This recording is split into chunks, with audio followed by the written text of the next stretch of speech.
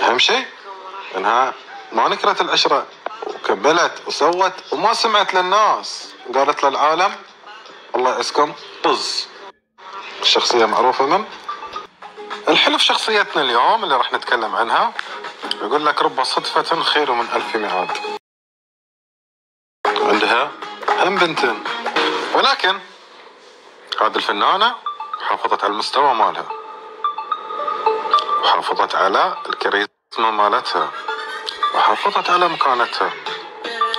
يعني ما تغني إلا في مهرجانات، ما تغني إلا في الأماكن العامة، ما تغني إلا.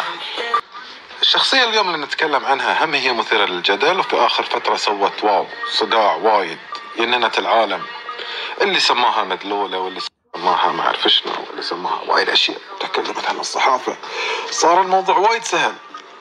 إي هي هذه اللي قلتوا عنها.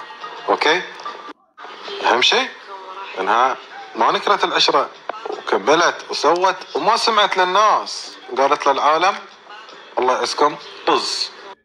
الشخصية معروفة من. انتظر اجاباتكم بعد هذا السناب وبسرعة.